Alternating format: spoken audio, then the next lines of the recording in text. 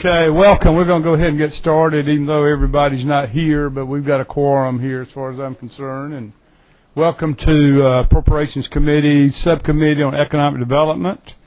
And we don't know what the governor's recommended either, so we've got the tracking document. So first one here was forestry, so I'm going to ask the interim director, Robert, if you'll come on up and tell us what you've seen and what's new and what's old, and we'll try to get out of here in 45 minutes.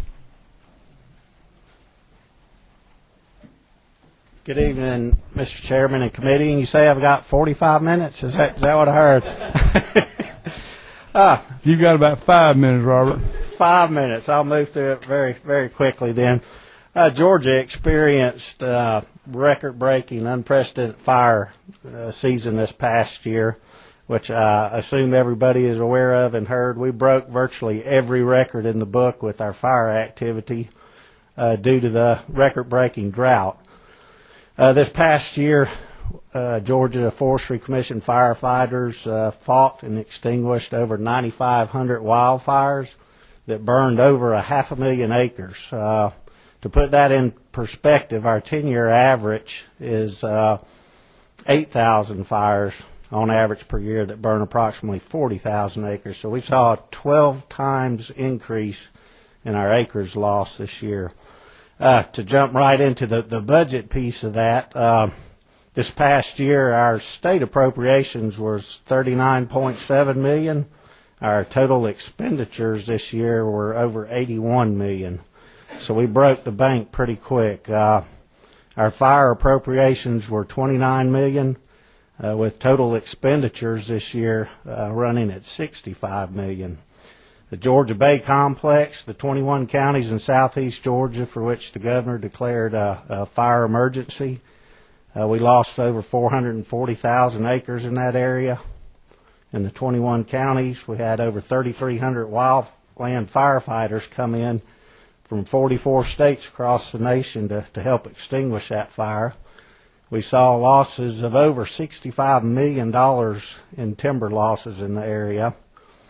And within our budget request, we did convert or utilize $881,000 that we had scheduled for equipment replacement, radio replacements, various equipment pieces that we rolled into regular operating funds to cover our fire cost. The governor's declaration in the area did result in us being able to apply for FEMA fire management assistance grants. So those grants have helped us pay 75%, up to 75% of our fire costs there, of the $65 million that we spent this year. But in a nutshell, we came up short $881,000 that we had scheduled to spend on equipment this past year. What we have done is move that over to bond request for this upcoming year. And then in addition, we're still anticipating about $9 million worth of invoices coming in from our firefighter assistants out there. The governor's emergency fund kicked in over $7 million last year.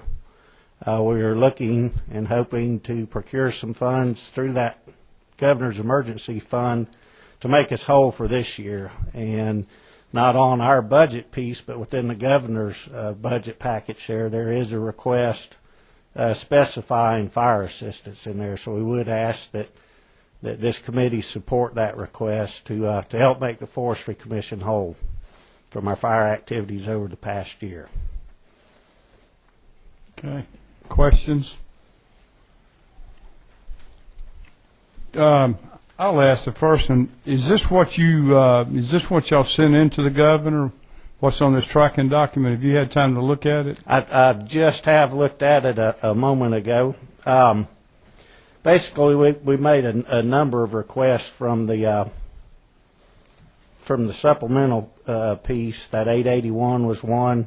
OPB addressed that by moving that into the bonds for 09. Okay.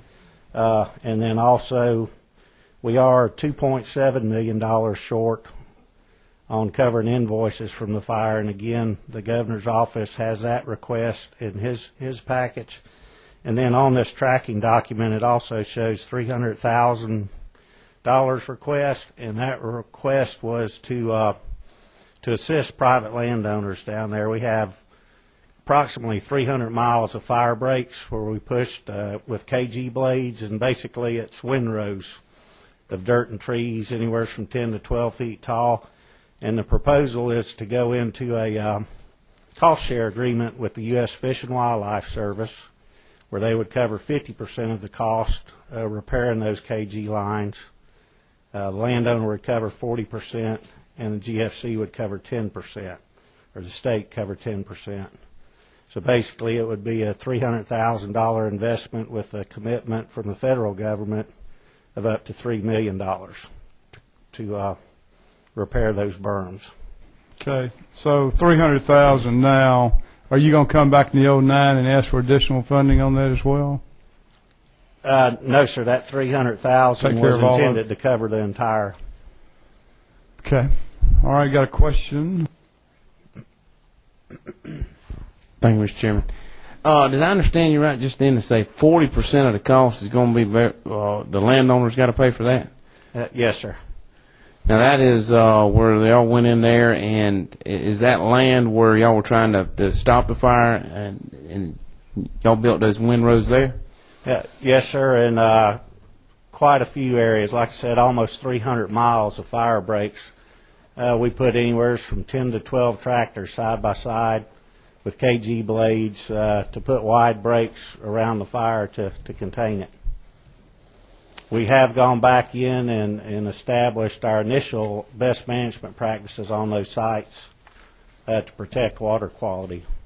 And the intent of repairing those berms is, of course, future access for fire control and also to protect the hydrology of the area. One more question, Mr. Chairman. Do you know about what that cost would be to those landowners? On average, the Fish and Wildlife Service has done a lot of this work on their land, and that's running about $10,000 per mile to remove those berms. And okay. So a landowner cost would be in the neighborhood of $4,000 per mile. Okay. Any other questions? I failed to mention that Chairman Ben Harbin's here. Chairman Harbin, we're glad to have you here. Do you want to? Okay. Would you like to make any comments? Okay.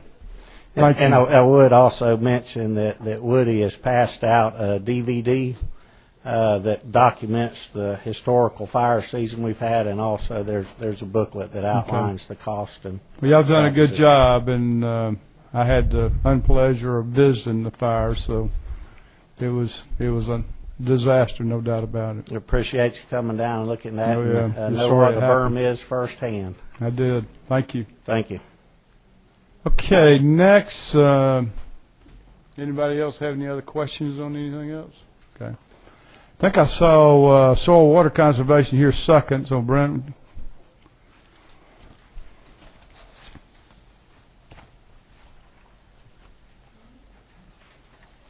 Thank you, Mr. Chairman. I think we're on page 52 of the document that Woody passed out, the tracking sheet, section 42. Just a couple of items before we get to that. Soil and Water has been active during the past year, supporting our 40 soil and water districts and the 370 district supervisors across the state. To date, we've issued about 48,000 certifications under our erosion control certification program, and continue to work on that and be working on our recertification program during the remainder of this fiscal year.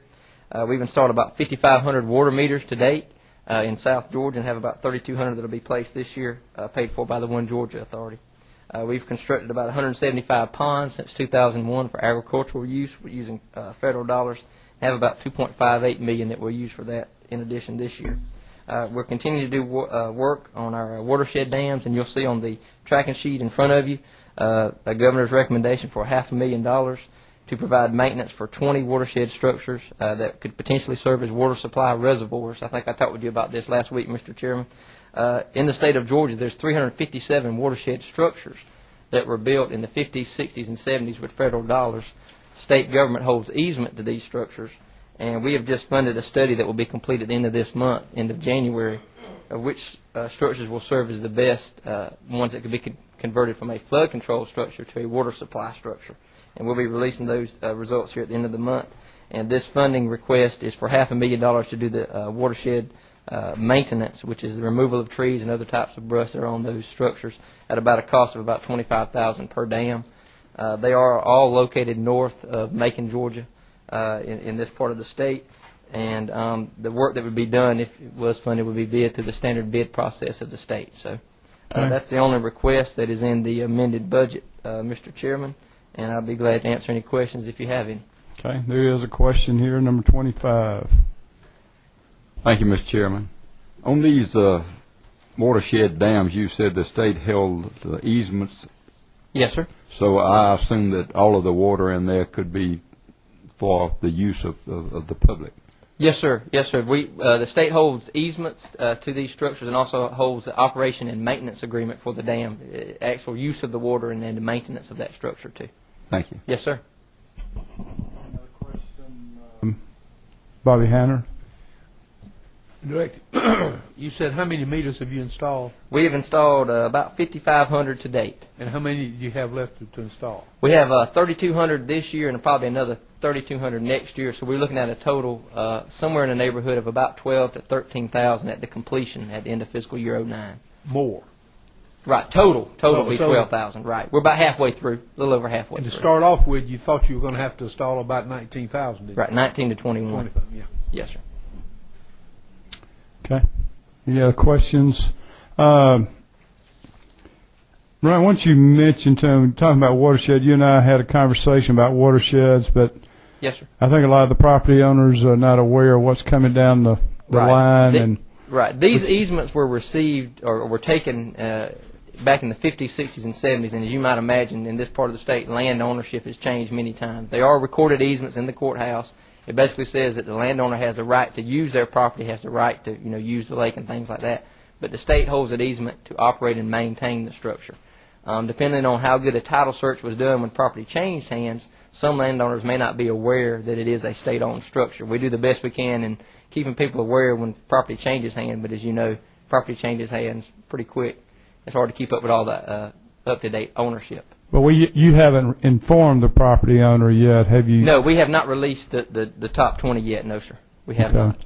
None of the property owners have been notified, and the purpose is for drinking water, I Right. suppose. Water supply, yes, sir. Okay. And the other thing I mentioned was about the buffer issue also, if it's a drinking Right. water reservoir. Correct. If these reservoirs were to be converted into a water supply reservoir instead of a flood control reservoir, there are some EPD DNR rules that require certain buffers around these structures as far as, I think, 7 miles upstream. So that would be a requirement that would have to be taken into account if they were converted at the same time. Okay. Thank you. Thank you. Okay, next in, let's see if I can remember who was next in. I guess it was Chris Clark.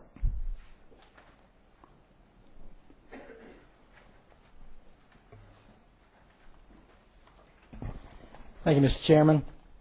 I'm Chris Clark. I'm the new Executive Director for GFA, and our amended 08 is on page 18 of the document that you have under Department of Community Affairs, item 15.14, $40 million for funds for reservoirs and water systems improvements. I don't have to tell y'all that we are well in the middle of historic drought. We had a drought command meeting just a few minutes ago before the state of the state. Our water levels are starting this year lower than they were in 07. GFA has done several emergency loans and grants over the last few months and continue to have communities come to us for requests. GFA traditionally has very little grant money, and so we have a very small pool for emergency loans. But we've done programs, for example, in Hogansville this year to interconnect that system to LaGrange when their reservoir went dry. Representative Roberts, down in your area, we did an emergency grant for the city of Abbeville when the well collapsed. We expect more of these types of things to happen in the coming year with this drought. This money and money that is also in the governor's budget and the FY09 budget are there to help us deal with this drought and the emergency things that come up, but also help our communities become better prepared for the future. This money will go to things, for example, like expanded or new reservoirs, converting quarries into water capture, systems interconnections, making sure that our communities are interconnected, like many of the Atlanta communities are, so that when they do have a problem, they can switch over and use their neighbors. Open old wells. We've got some communities like Gwinnett County right now that's looking at opening wells they closed years ago. Repair collapsed wells like the one that we had down in Abbeville, and a variety of other items. I know that the House and the Senate also have some ideas about dealing with the drought and some bills that have already been dropped, and we look forward to working with you over the next couple of weeks about making sure we get everything in this to make sure it adequately reflects what you'd like to. This will be a partnership with local governments. We're not sure what the match will be yet. We're still going to work through that, but again, look for your input. Representative Hanner. That's me. Representative Robert, excuse me. Thank you. I just figured it was Bob. Chris, let me ask you a question. And I mean, do y'all have any ideas right now where y'all looking at putting these reservoirs? I mean, has there been any planning done yet? The state water plan lays out a process for us to consider reservoirs as we go forward. Obviously, I think when we talk about new reservoirs, looking at North Georgia first, but I think we also have to balance that out around the rest of the state. The water plan, what it says about reservoirs, one, that we're going to expedite the permitting in the state. It says that our priority for funding for reservoirs should be expansion of existing reservoirs or things like quarries that are already in existence. The second priority are for new reservoirs that are multi-jurisdictional, so they'd serve Fitzgerald and Osceola both. And then third would be those single jurisdiction reservoirs. They can still get money, but they're third in the priority list there as these systems interconnect.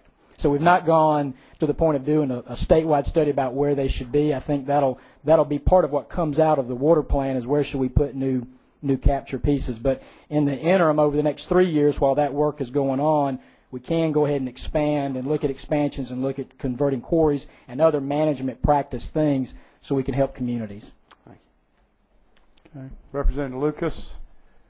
Can you shed some light on Berry College right now? I read the article in the paper. Representative, I don't know any more than what I read in that same article you read, except for that they've got water, but with all these quarries, and EPD, right now they're going through a process of evaluating those quarries that are out there. And there are concerns, as the president of Berry College said, if you take some water out of there, you might have sinkholes. And we don't have all of the study done, but that's what EPD is working on right now.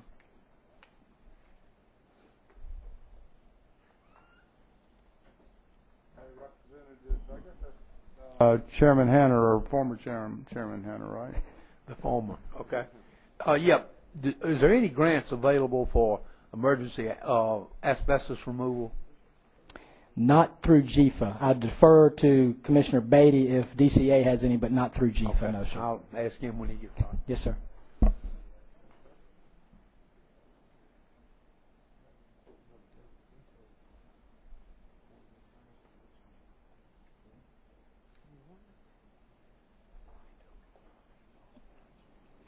Representative Hanner, what was your question? I'm sorry.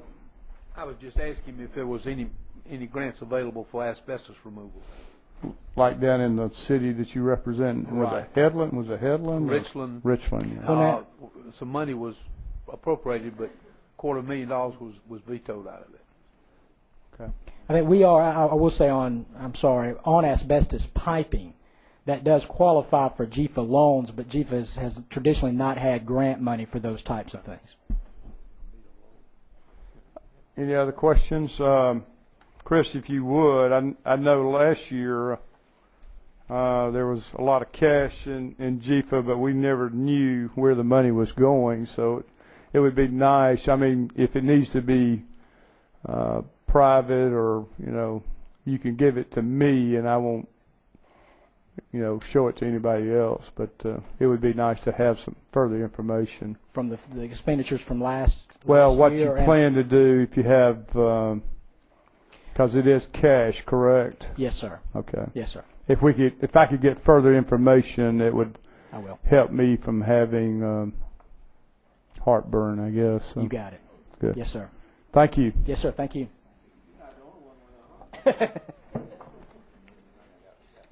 No.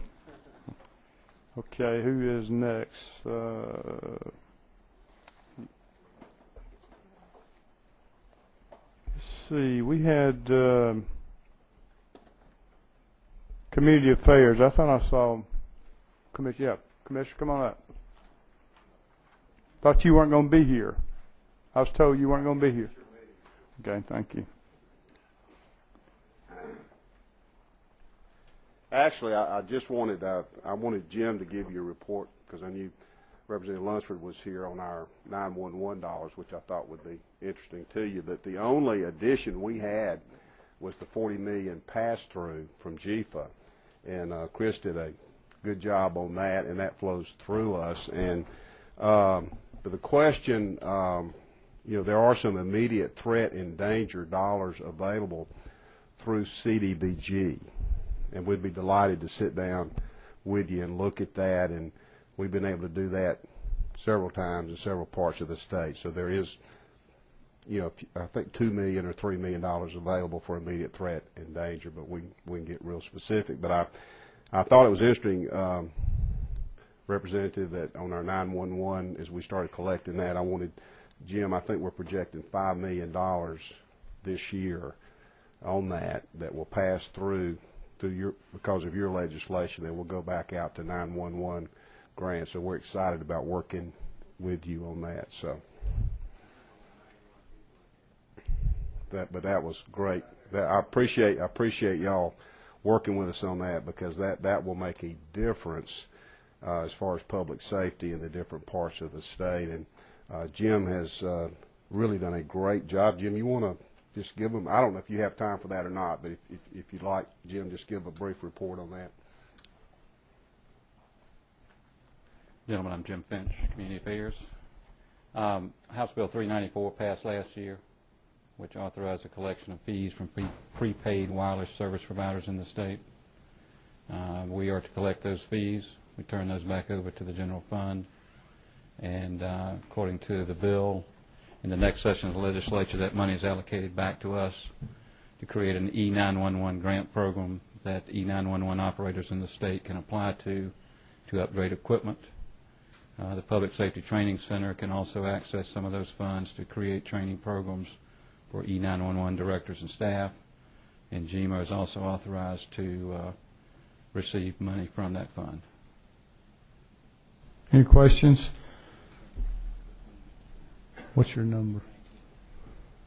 Okay. Thank you, Mr. Chairman. Jim, I just want to tell you and Mike, thanks. There wasn't another state agency that wanted to handle that, and I appreciate y'all stepping up to the plate.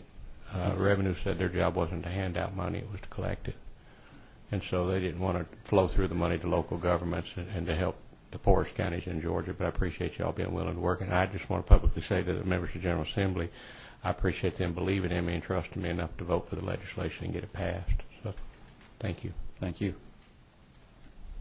And just in conclusion, thank all of y'all for the opportunity we have to work with your local folks. It's a great partnership, and we appreciate the teamwork that we have with you all. Thank you. Thank you, Commissioner. John Key with Greta. I'm sorry, I missed you a while ago. But. Thank you, Mr. Chairman, members of the subcommittee. I believe everybody has a handout that looks something like this. Oh, okay, sorry, it's coming to you now. Basically, and first of all, Representative, Steve Stansel sends his regrets. He is tied up in other meetings he could not get out of, so he's sent Team B. But basically, there is no change in our base budget. We are under the Department of Community Affairs, actually, for administrative purposes. That's on page 18 of your tracking document. Yeah, I got one. And there are no changes in our base budget for 08. We will be coming to you, hopefully, in the 09 budget for some expansion, and the story is in this handout that's coming to you. We'll be needing some more buses and possibly some funding for park and ride lots. And I'm not going to belabor you with a whole lot of detail as to what's in that packet, but there's basically a handout sheet that kind of talks about what's in each side of that folder. The first item is of interest, and you all, I know, last year heard from Cheryl King, who is the executive director of the Transit Planning Board. They have produced a very small, but it's an open it up map of all the transit systems in the metro Atlanta region. That's a pretty good document. Kind of shows the interfacing between the various transit providers in the Atlanta region. It's very important because obviously as the region grows, we have transit systems springing up, and we've got to make sure that they are linked together.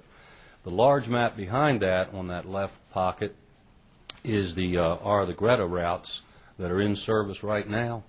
And you can see the geographic reach of our express program, which is quite extensive and a real success story. I hope you all can feel some good pride in that. You all have been very gracious to us to provide operating assistance to us, operating funds rather. The actual operations of the express system are done in partnership with county governments. As Steve explained to you all last year, funding was put up through state bonds in the Fast Forward project, and matching funds were provided by local governments to install these transit systems and as well to operate Greta routes in their counties, and that's in Gwinnett and Cobb at present. On the right-hand side of that folder is a pocket guide, a small double-fold item that provides information on our fares and routes, again, maps, and a handout that's kind of interesting, just shows a little bit of comparisons. One of our Greta Express buses equals 6 Vanpool vans, and about, I can't count them up, about 56 single occupant vehicle cars. That's kind of an interesting graphic. Shows the impact of transit, not just Greta service, but all other transit type service as well. A measure of our success is on the next page. Flip that page, and you'll see our maximum load and number of routes that we have that folks are actually standing. We ain't proud of that. That's part of our issue because we are providing such good service. People are demanding more service, and gives you other figures, number of folks, percentages standing, and so forth. The next page gives you new routes that we hope to put in place in February of 2008, and you'll see three new routes and modifications to two others. All of this, the success of Greta, calls for more buses in place so that we can run more frequency of service. Our biggest complaint over our history, our 2.5 years of having Express on the road, is give us more service. So we'll be coming to you, like I said, hopefully for some more buses and possibly park and ride lot monies as well. The last 3 items in there gives you information on where our park and ride lots are, when we started route service by route, and you can see we phased it in, not knowing what kind of success we would achieve. The decision was made to phase it in gradually, build the service and so forth, and see how it went. And how it went is quite well. The next page gives you our annual boardings. You can see it's over 1 million in 07, calendar 07. We're anticipating hitting 2 million very, very soon, possibly within the next fiscal year. And the last item is that park and ride lot location information. If you have any questions at all from your constituents or anybody, or questions right now, of course, we would welcome the opportunity to respond to you. But hopefully this is good information for you. Any questions? Hopefully Steve will be here for the next one. Sure will. Probably be Monday week. So. Okay. Thank you. How many buses are y'all operating now? It's about 125. Now, how many more are you going to want? As many as we can get. At this point, I think it's about 20 more we're looking, and we're also seeking federal funds aggressively. I thought all these were done with federal funds in the past. No, sir. No. Really? Primarily state bond funds. Bond fund? 5-year bond funds? Oh, goodness. I'd have to get back to you on that. Okay. Don't know that one Okay. off the top of my head. Hey, John. Hey, Mr. Chairman.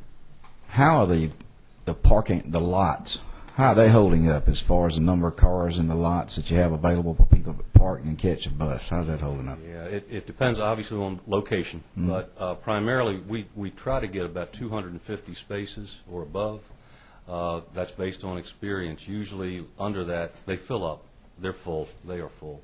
And we have to try to find, and the price of land in Atlanta is pretty tough. So that's been an issue. But they are all full in terms of, if that's your question, are we hitting capacity? Yes, sir. So what are we going to do when we're above capacity and the people still keep coming to ride and you add buses? Are we going to build a parking deck, or are we going to try to not buy to be more proposed property? now. Hopefully acquire more property. Frequently we'll make deals with adjacent private property owners. We've had good success with Discover Mills in Gwinnett County. At Coweta County. A number of places will do that. But that's kind of like a temporary fix. Or if it works, great, but typically it's kind of a competitive kind of a thing. As their needs expand for their own private businesses, we've got to find another location. Right. Okay. But we do a lot of public-private partnerships. Thank you. Yes, sir. Mr. Keyes, I've got a question for you, just inquiring mind. Yes, sir. Have you looked at some of the areas for your parking rides adjacent to rest areas? Because typically when a state builds a rest area, there is surplus land there. They've taken it all as a parcel. Mm-hmm. You've already got the infrastructure. You have the driveway, and you have the bulk of the paving there. You also have restrooms. If you probably explored the idea of talking to DOT about surplus land adjacent to the rest areas, you may end up with a parking ride. Yes, sir. We work very closely with DOT. In fact, they do the acquisition of land on our behalf. So they actually acquire the land in terms of working with property owners, exercising them. We have not had to use eminent domain. Don't worry. It's been negotiated all the way. But we are working very closely with them, and every time we acquire park and ride lots, and we're working hand in glove with them. I didn't know if you'd looked at the idea of looking at some of their surplus acquisitions. In other words, if you're pulling in 8 or 10 acres to build a rest area adjacent to the freeway, and they may have only used 5 or 6 or 7, and they're typically speaking, there's surplus land adjacent to it where the majority of the infrastructure is in place already. And just a thought. Thank you. It's a great thought. And typically what we have to do is we have to think of where the end of line is as well. Pick up point for the beginning of our trips. So that has to be in sync with whatever the DOT has in that area. But I can get back to you on that. No problem. Thank you, Mr. Keyes. Yes, sir. Mr. Chairman, thank you. Thank you, John. Ports, I think I saw Jamie McMurray. Jamie, you want to come up? And some of y'all probably remember Jamie when he worked for the ports.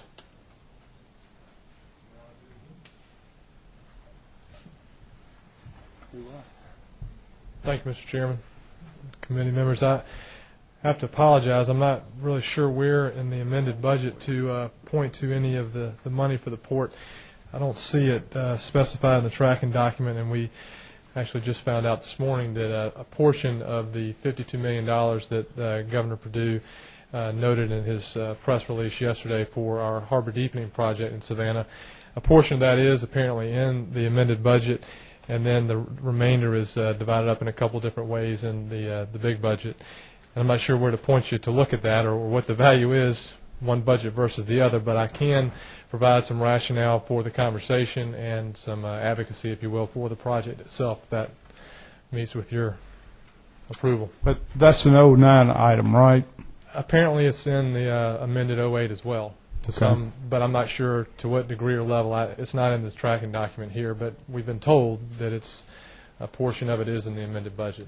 Okay. Why don't you, some of the guys here are new, why don't you tell them who you are and where you've been, and briefly, of course, I've known you, know your dad, so. Please don't hold that against me. I won't. My name is Jamie McCurry. I'm the General Manager of External Affairs for the Port Authority. I was the Legislative Affairs Manager for 5 years until 2002, and took a little sabbatical to go sell dental and medical equipment just because that was so exciting. And missed economic development in the port, and was given the opportunity to come back in a new capacity, so I did so this past July, and just see a lot of familiar faces on the committee and throughout the hall, so it's been a fun week to reconnect with some folks. It's like, any more? That's it. A couple of kids, a wife, a lot happened in the last 5 years. You didn't have those before, right? Didn't have those before. Okay. Might have had a girlfriend, I don't know. Good, you did. Glad to have you back. Thank you. Thank you. Thank you, Jamie. Is that it? That's it. Thank you. Commissioner Irwin.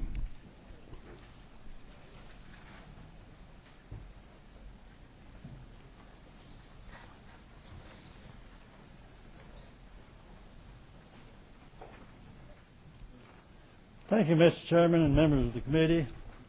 We don't have an awful lot in this. There's one correction in a tracking document. It's on page 16. We're not asking for 46 cars. We're asking for 23. And 23 cars to replace a lot of high mileage vehicles.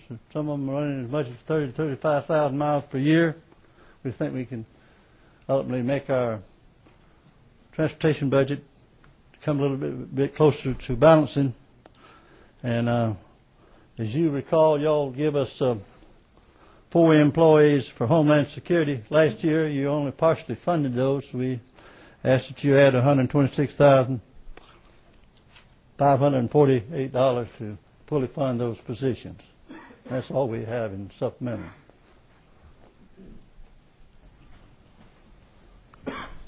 $26. Thank you, sir. Thank you, Mr. Chairman. You're welcome. Thank you, Commissioner. Is there any way we could get a full update from your Homeland Security Director over at Agriculture? I think we can get him involved. If he can find his way over here. We'd just like to ask a few questions about that position, those positions, if we could. Come on over here, Mr. Former Speaker. No.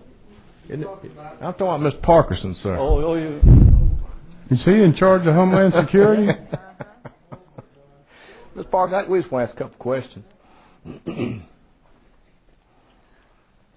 This is a comparatively new program that y'all funded for us last session. We've been kind of phasing it in, and we think it's going to be very successful and very beneficial to the safety of our food supply, wherever it's sold here, sold throughout the world. Yes, and we think he's going to do a good job. Now you're new, I think, to the department, aren't you? You're relatively new. Yes, sir, Mr. Chairman. You got some good training, I think, over in the house, didn't you? Yes, sir. That's where I started. Congratulations, Michael. I'm giving you a hard time. Congratulations. Thank you. These positions, are they? Can you kind of give us an update? These are 4 that we added last year. Is that correct? Sir. Yes, sir. It is. 2 of the positions we'd put one in the ports more than likely. You know, there's been a lot of issues with seafood that's been coming in from China. You see a lot of that in the papers. And another one more than likely would be probably around Hartsfield. We're thinking, you know, we fly in a lot of seafood and stuff like that. The other would be somebody just probably kind of help out, you know, around it, be more administrative. So 2 would be in the field, and I guess the other one would be my position. So. Ms. Parkinson, we thank you for what you're doing. We miss you in the house, though. I miss being over there, but I'm happy where I'm at. Thank you, Michael, for taking a little ribbon. Thank you, Mr. Chairman. Okay, Commissioner, any other comments? Just appreciate having an opportunity to appear before you, Mr. Chairman.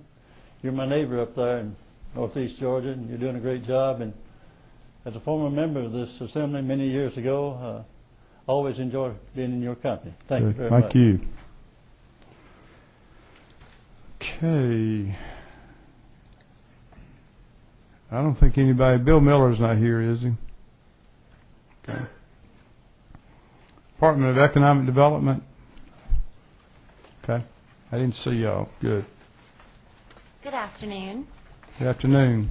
I brought annual reports, if I might. Can you tell us who you are, yes, please? I'm sorry. I'm Heidi Green. I'm the Deputy Commissioner for Global Commerce Okay. For the department. I've been there about 7 months, so this is my first time in front of the committee. Also with us is our Chief Financial Officer. John's here to keep me out of trouble.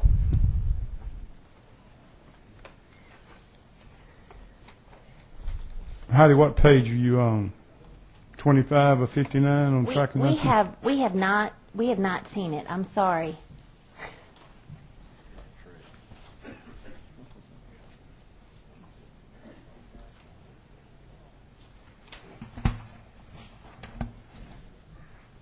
We're on page 25 of 29.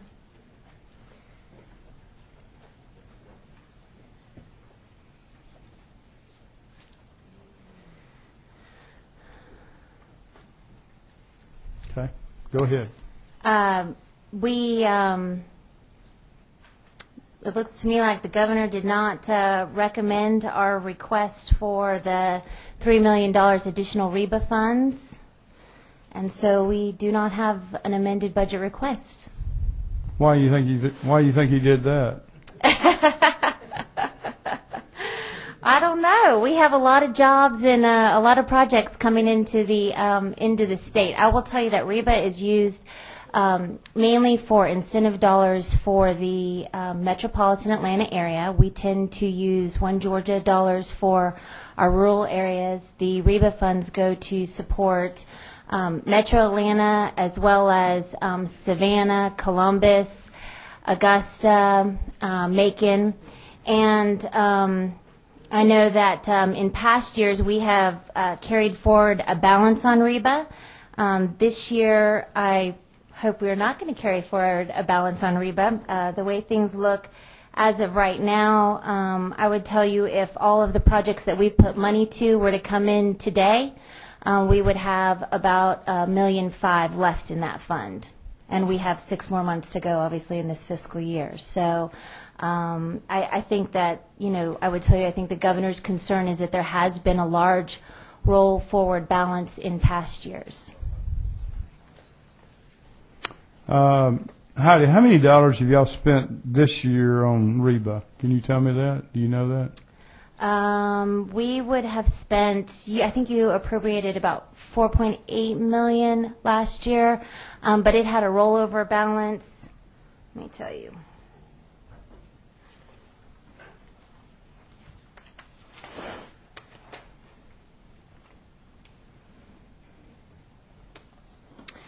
We had a balance carry forward of $11 million. So far in 2008, we have expenditures of $6.8 million. We have commitments of $2.9, so the remaining balance, and this was as of December, was $1.7 million. Okay.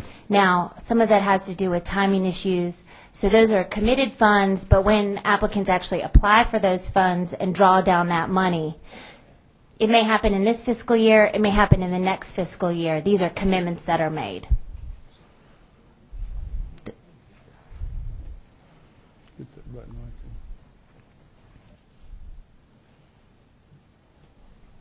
So,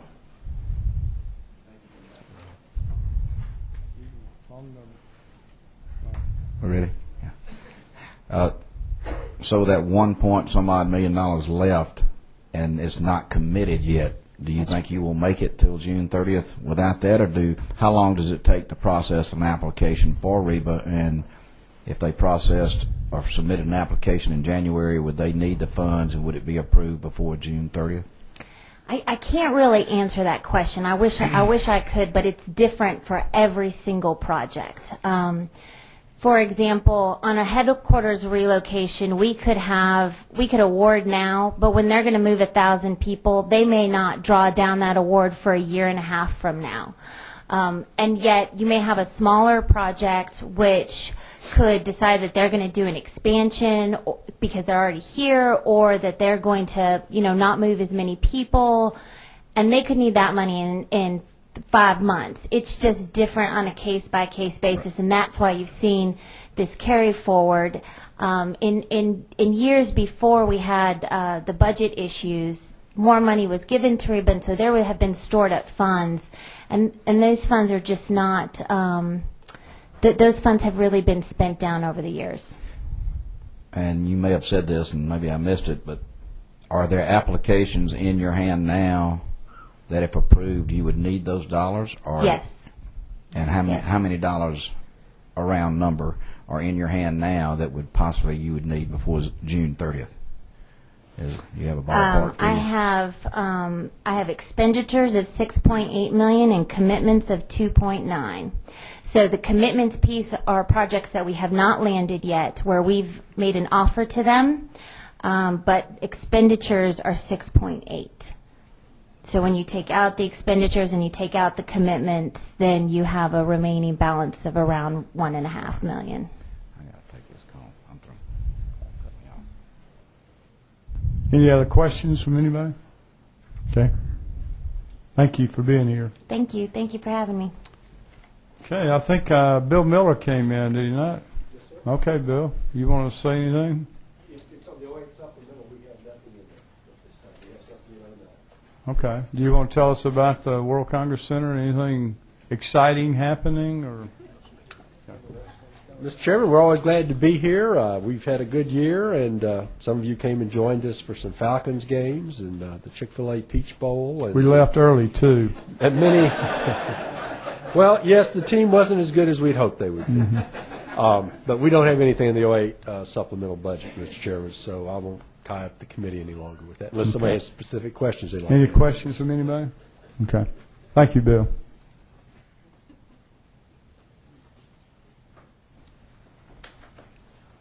Public Service Commission.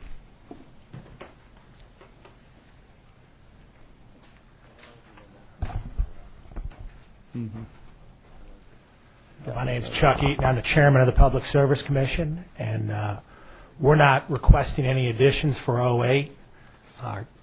Our legislative liaison and public information officer, Bill Edge, is provided some of the major cases we're dealing with coming up in 08. Our caseload varies year to year, so we depend pretty heavily on consultants. Probably the most important case we're going to deal with this year is we've got a pretty big baseload requirement that we've got to meet, and we'll be taking bids for coal and nuclear, and we'll be debating and discussing the merits of both of those. Okay. And I'm here to answer any questions. Got a question right here. 27. Thank you. I had a question I wanted to ask you about the Georgia Relay Service. Last year you had a balance in your Georgia Relay Service account of, I think it was around $19 million. And they had told me they were going to reduce the amount that they were collecting on the Georgia Relay Service. Have y'all cut the amount that y'all are collecting since you have a $19 million surplus? So what is your surplus now? I'm going to defer to our executive director, Deborah Flanagan, on that specific question.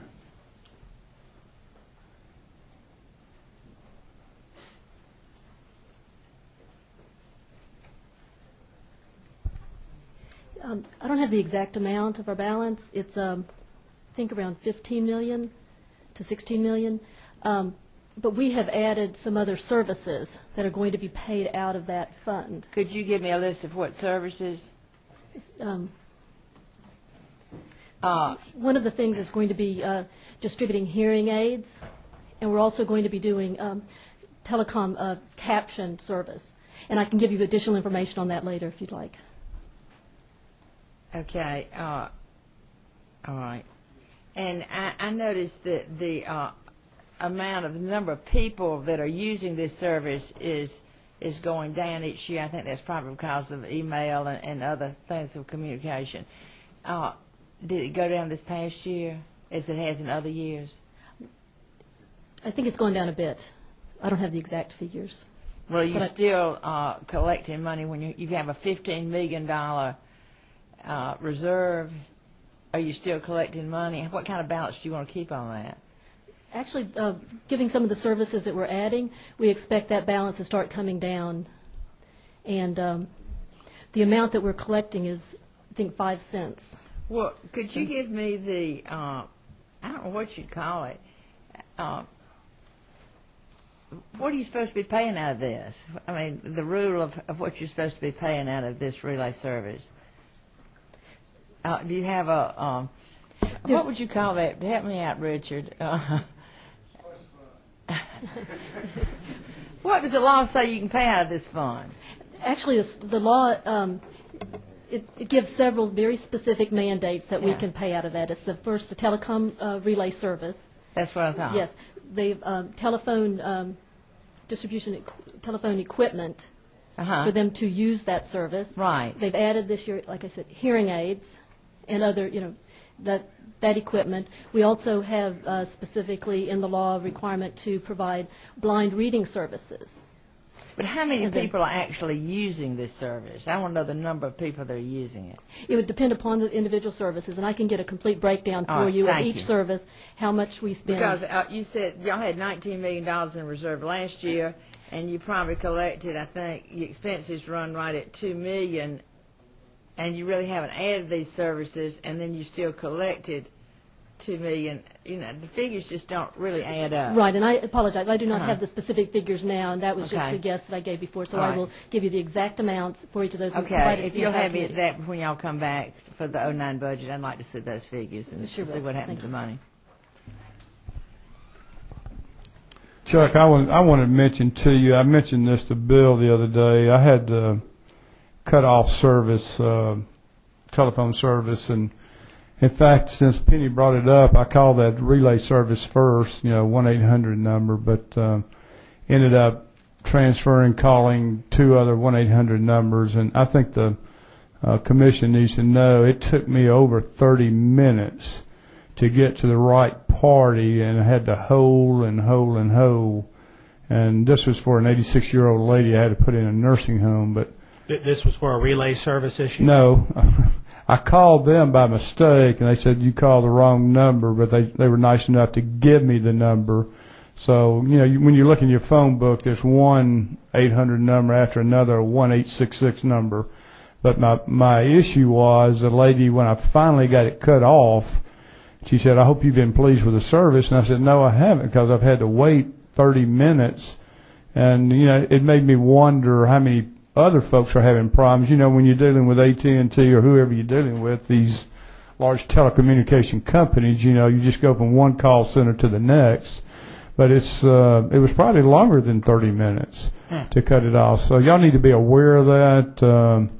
And Bill and I had a conversation about it, but I told him I was going to mention it to you. So, and I mean, they're very polite, but after talking to about 7 or 8 people, it does get a little old. And just for your own information. I'll speak to our representative at AT&T and find out what their expectations are. Well, that you had to tell them that were you with AT&T before? No. Were you with Bell South? And Bell South, you call another number, and they should be able to handle a call center a little bit better than that. I'll be sure to express your frustration to them. Well, it's over with now, but I just wonder how many others are having experienced the same thing. And when you're dealing with telecommunications. Well, there's a policy balance that we have there, and we can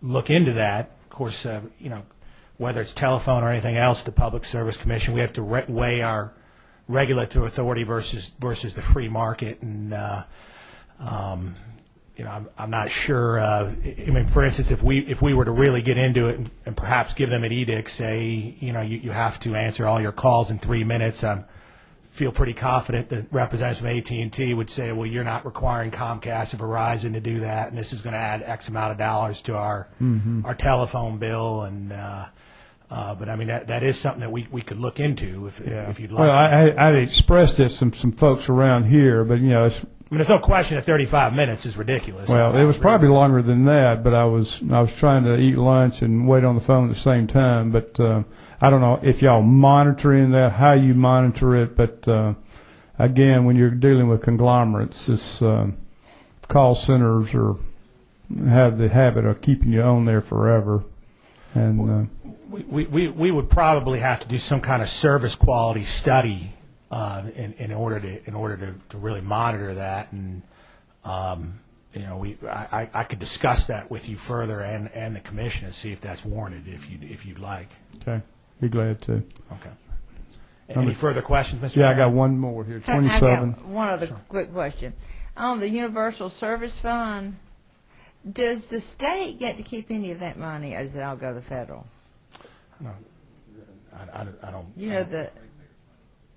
They deduct it off you. It's a charge on your telephone. Sometimes it's $3.50 for each line, and then I think it went up to $6. Yeah, but the state, there's no pass through. The state keeps none of that money. No, ma'am. Okay, thank you. I can get you some more information on that as well if you'd like it, in addition to the relay service. Okay, be happy to do that. Okay, for point of clarification, the major cases in 2008, there are 8 of them will be in the 09 budget, correct? Yes, sir. Okay. Good job. Thank you. Thank you.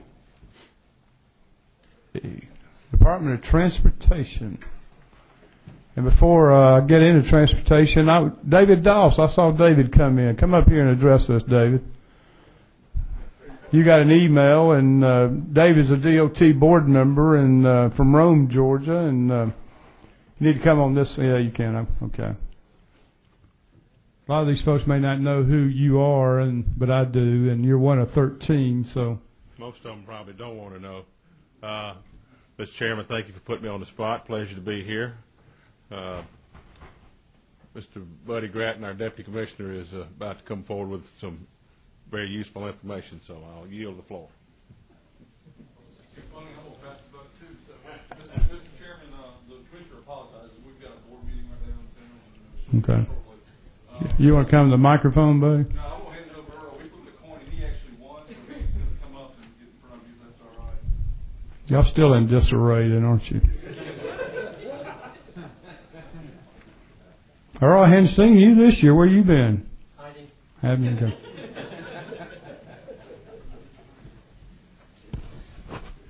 Okay, Mr. Chairman, have we made the handouts for the? Yes. We're giving you a one-page with a cover sheet handout.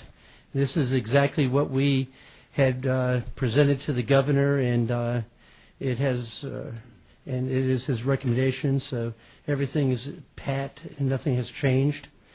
We're on page 56 of your tracking sheet, 56 of 59, and I'm just going to try to reconcile what we handed you to your tracking sheet, and they are literally identical. They're displayed just slightly different.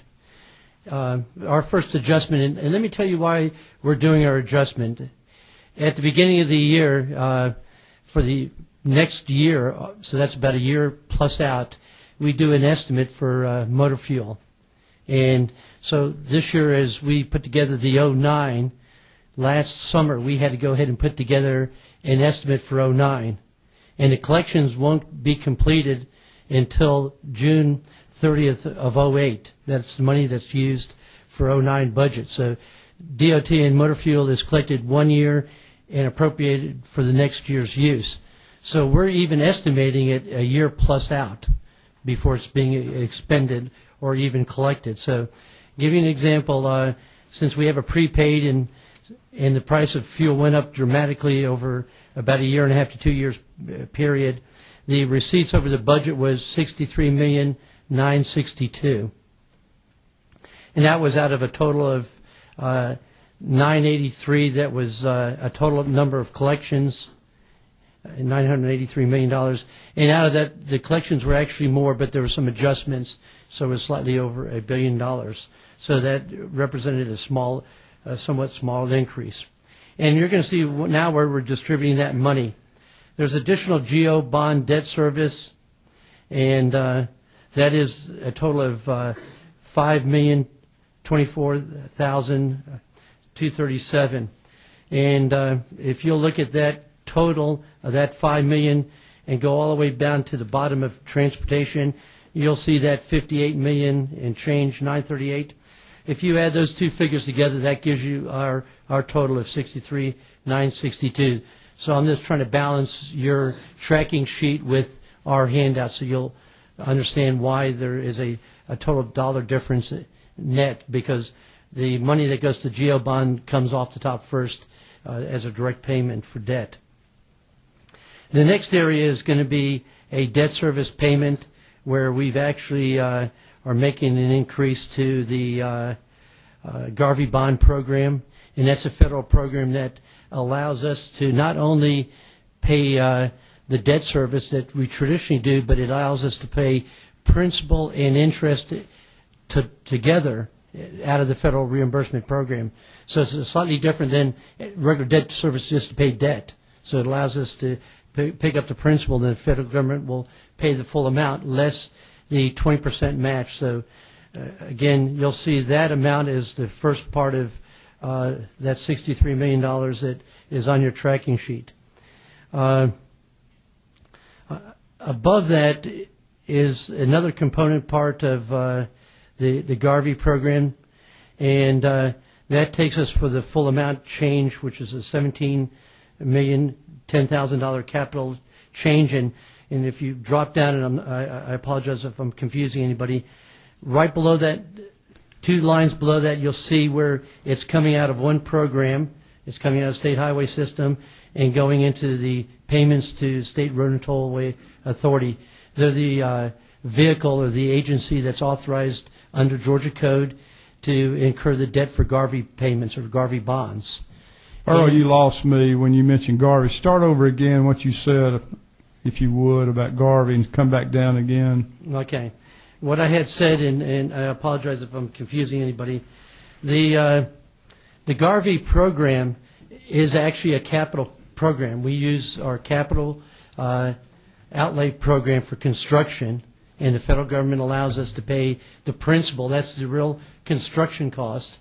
Plus, it also allows us to pay the interest that's incurred, as well as any other debt service costs that are eligible. So it comes out of the capital program. And what we do when we make another issue or sale, we actually transfer those dollars from the capital construction program, whereas if we didn't sell the Garvey bonds, we would have paid for it naturally out of the construction program. And we're going to transfer them to SRTA. So those 2 lines, the negative or the bracketed $3,402,000 and the unbracketed $3,402,000, 2 lines above it, they're just a wash. It just means we're moving it from one program, the capital, where the money actually resides in the federal program, to payments to SRTA, because they're the authorized agency for the issuance of Garvey bonds. Going down to the bottom, when you add all these together, there's one other area that is probably our largest, one of our largest areas, and that's $27,648,000 on the top, and I'm trying to follow my list. Are you using the tracking document or the same? No, I was using my statement. That's okay. why, and if I'm confusing, I could restart this on the tracking document. No, that's document. all right. I'm just... Okay, so the 2 next categories we have in the handout is state motor fuel that's going to off-system and state motor fuel that's going to most needed, and this is state construction. And you'll see the one figure that I'm going to address is the $27,648,000. That's on. Earl, stop! Just the off system. Why don't you tell the committee here what the off system is? Okay. There's 3 components to assisting local governments, and the first one is LARP. That's resurfacing, and off system is work that is not on the national highway system. These are local roads, and usually off system and most needed are what we call city-county contracts, and this is used mostly to improve roads that are not just simple resurfacing. This is usually in the area of constructing dirt roads and paving them. And these are, again, local roads, not state-owned roads. With that, there is a transfer of $27 million, $648,456, and another $21,436,336, and those are respectively to most needed and off system categories. And you'll see that under your categories 46.01 and 46.51. So when you add all those totals together, plus the $5 million that is a transfer to Geo Bondet that is on our document that we're presenting you, that comes up with a total of $63,962,862. You're showing $58,938,625, and as I mentioned earlier, the only thing that's not showing there is direct payment for Geo Bondet. With that, Mr. Chairman, I'll be glad to try to unmuddy the waters for you or answer any questions. Okay. Got a question here. Representative Roberts. Thank you, Mr. Chairman. I got a question, and it don't necessarily deal with what you just presented here, but it's going on in the department, I guess. I got a call last week from a local contractor, small contractor, and he was concerned about the T-money grants and all that were being held up. Is that the case right now? Have we got a hold on those? And if we do, can you give me a little, I guess, reasoning behind it and tell me possibly when we may move forward with them? We don't have a hold on any projects, whether they're T-grant projects or any other type of construction projects. We have a process in place for approving monies going to projects, and through that process, we went from a somewhat manual system to electronic system, and as we go through that, we're certifying and making sure all that money that we say is available and going to these projects is actually available and ready to be spent.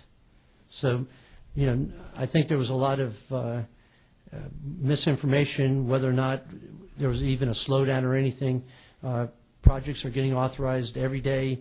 We're signing contracts, so it's business as usual. Okay. The difference is that before we sign a contract, we want to ensure that we have all the monies in hand before a contract gets signed, because we're actually implementing a new software system that tracks all this information.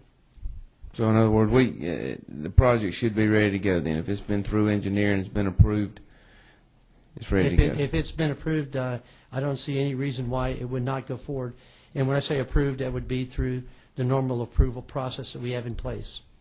Thank you. Thank you, Mr. Chairman. Okay. Representative Roberts, you really need to talk to your DOT board member about that. You know who that is? Okay.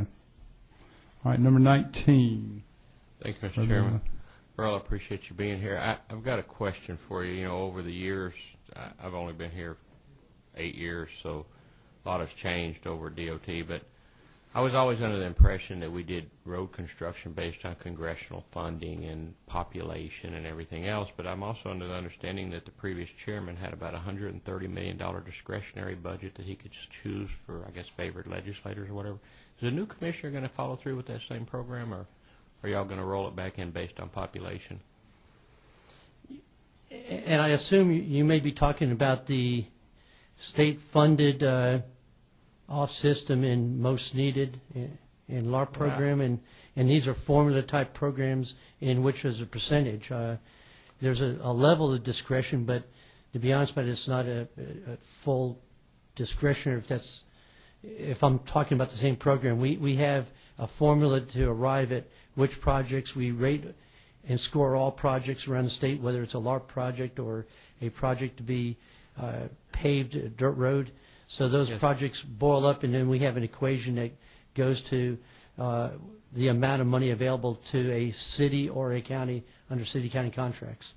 Well, actually, I was under the impression that the previous commissioner, and has been the practice for a number of years, has pretty much discretion in excess of $100 million how they can move projects around and money around, and that Commissioner Linencall had, I think, last year in office, approximately $130 million discretionary funds that he can move around the state to help different projects. And I didn't know if we were still going to continue that practice or we were going to change. I know you're referring to, again, the local assistance program, and the commissioner actually made the final decisions on those projects.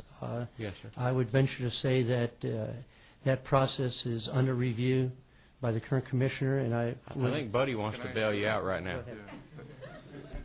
Your simple answer to the first question was yes. Okay. All right. To the second, we are in the process of developing something that we're going to share with the commission, the board, and you all on how we want to present to you on the future for that $169 million or whatever money set up on that selection process. There was a formula, as Earl stated. Okay, so if a county had a formula that says you can get up to $100,000, they would come in and say we want to spend this $100,000 on these type of projects. And the commissioner, and this went back as far as I can remember, back to the Moreland days, truthfully. So you've had multiple commissioners since then that they would sit down there and they would have based upon what the county and city wanted. He would say, okay, this is a valid project or not a valid project. Okay. So the process we're looking at right now is much like we're looking at for our construction work program. It's based upon a benefit cost on a statewide process. So if I've got $169 million, where's the best use of that money for the transportation users of this state? It may not be for paving a parking lot on a state facility, which we've used money for that in the past as well. So we are looking at that, and we're planning to get to you hopefully before the end of the session on what we're going to present to the locals, cities and counties, and the legislators on what that process will be for 09 and 010. Buddy, thank you. I wasn't trying to put you on the spot. I do have one more question for you, buddy, Mr. Chairman, if I could follow up. I met with the new commissioner a couple of weeks ago, and she was very gracious and very nice, and she seemed like a bright, articulate person. Don't get me wrong. And one of the comments we talked about in the meeting was the method by which we've done business over the past 20, 30 years, where a city will come in and ask for a project, the county will come in and ask for a different project, your board member will ask for a project, the legislator, the senator, the representative will all ask for a project, all within the same congressional district or within the same city limits many times.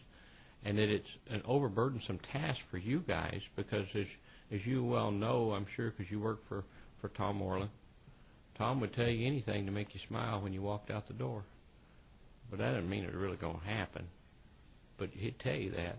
Have you all come up with a process to involve the legislature in the process for helping select these projects so that we can actually help you do your job and decide what really needs to be done within our districts we're elected to serve? We're working on that now for both the state aid process as well as the STEP for the statewide transportation plan. It is an issue because you can get, as you well know, difference of opinion between a county and a city.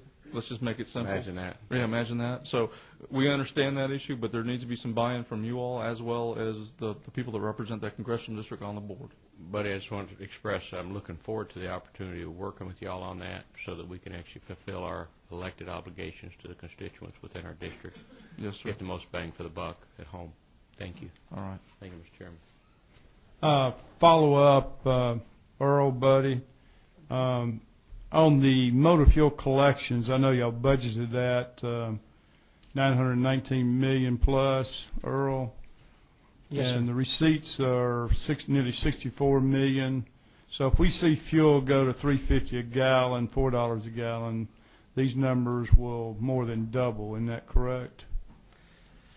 Not really. Some of that $983 million was actually based on a part of the year in which fuel was over $3.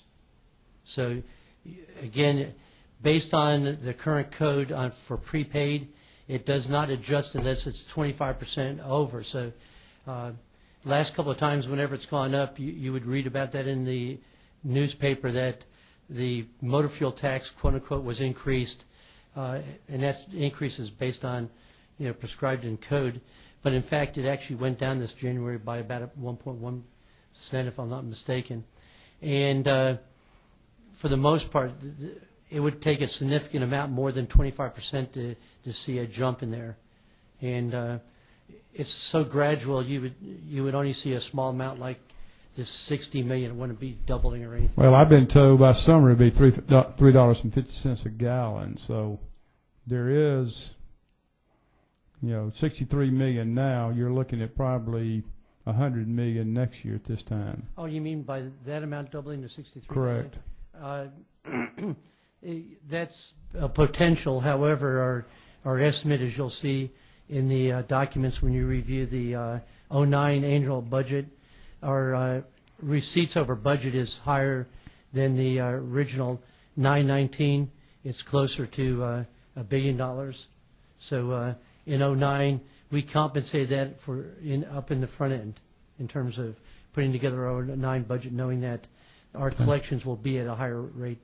Okay. One other question. I know you got GO bond debt service, then you got SRTA debt service. What is the total debt that the department has right now? If you add the 178,556 and the 74, adding those together, just quickly doing a little over $2.25. $225 million. Okay. But we're paying debt service, isn't that correct? Yes. Okay. What's the total obligation then we're looking at right now? The total outstanding obligation? Correct. Do you have that at hand? We do. We don't have it with us, but we do track both those because we make payments, and we can provide that to your committee, Mr. Chairman.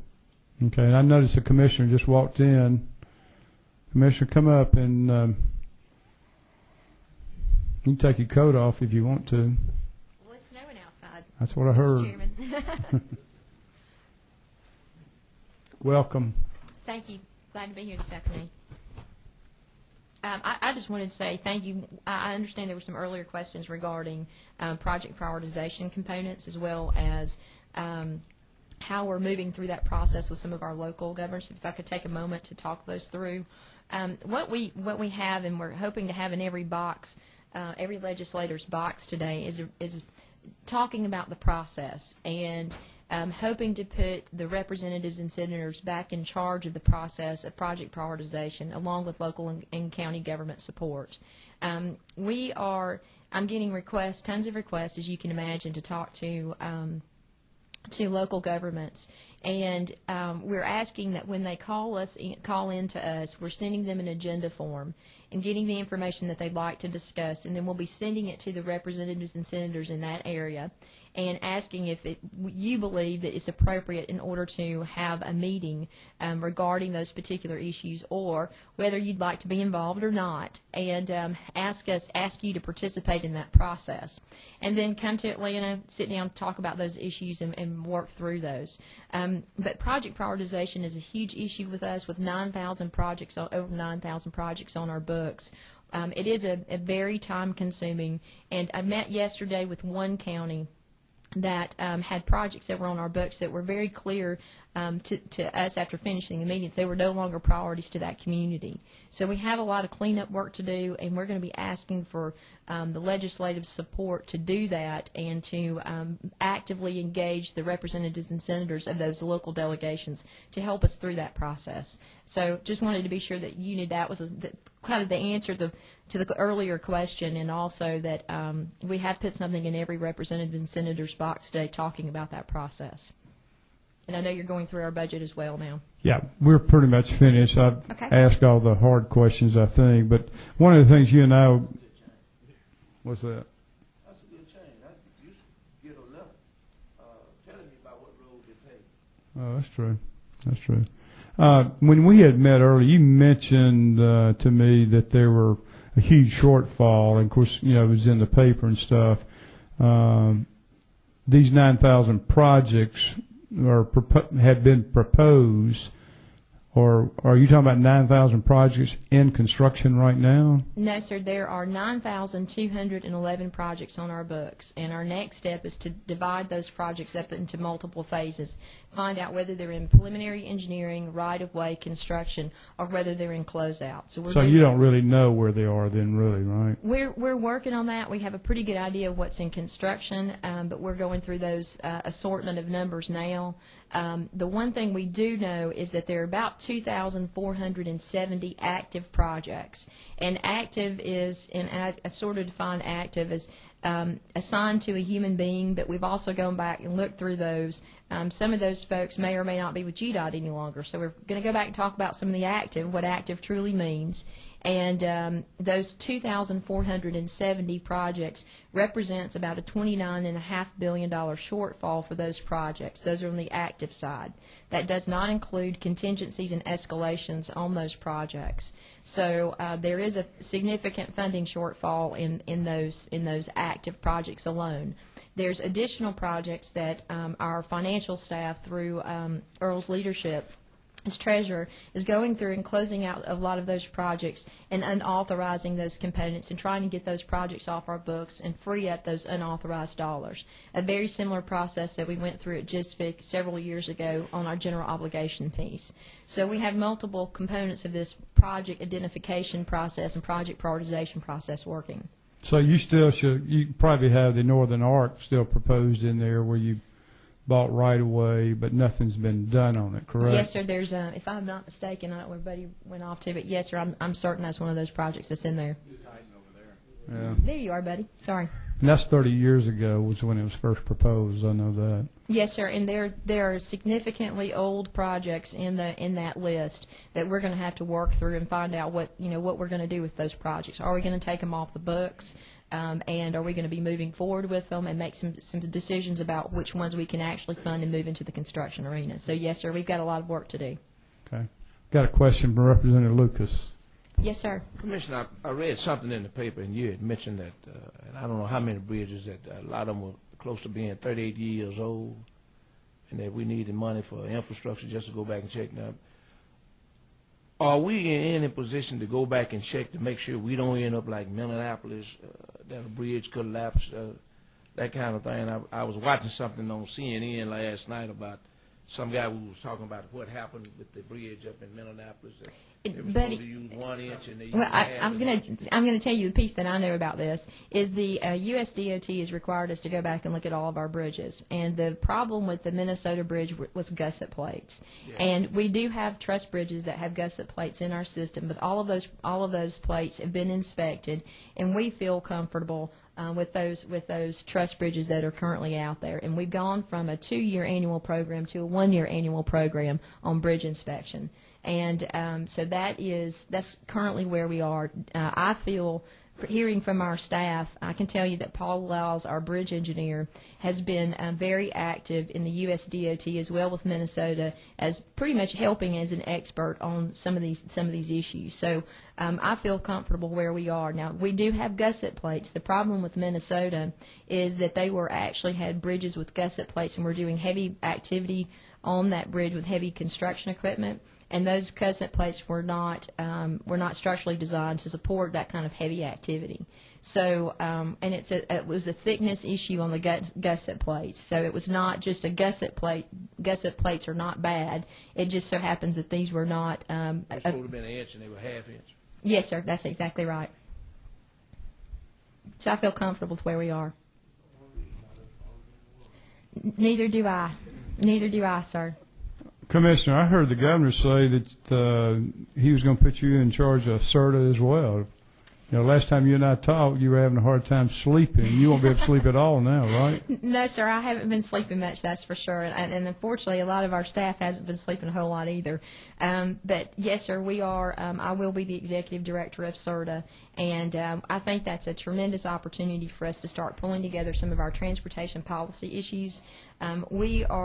CERTA has planning responsibilities as to other agencies and tolling issues, tolling responsibilities. So it will be nice to have those consolidated as we move towards a consolidated transportation plan. So I'm very excited about it. It's a 40-person staff.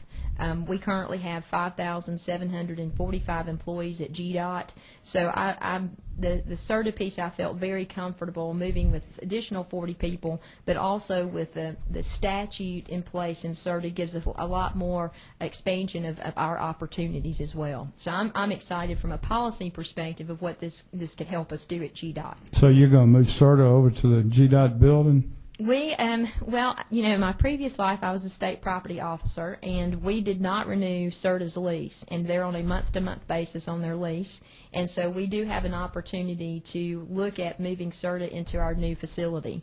And I have talked to our Cousins Property folks and asked them to start saving space, and have done that in the past, over the past month or so, to start saving space so that we could consolidate this, possibly if it did occur, into one location. And to be honest with you, whether I'm the executive director of CERTA or not, I think it would be a great opportunity for all of us transportation agencies to work collectively together in one location.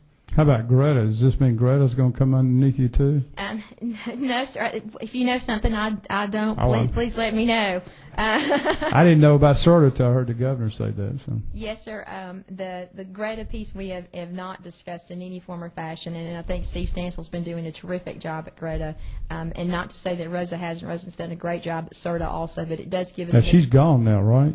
She will be by the end. She's gone at the end of this month. Okay. She is working on some. In fact, she's out of town this week, and she'll be staying to help us get through some project and transition issues over the next month. Okay. So you feel comfortable in doing that too, or I guess this is a directive from the governor, I guess, you to take over CERTA, correct? This was as governor is the chair of the CERTA board, and I'm a member as the GDOT DOT commissioner. I forgot that. Yes, sir. So it seems to work very well together. Okay.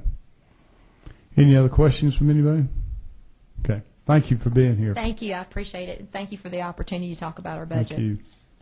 For those that are left, we plan to meet Monday week again to try to finalize the supplemental budget.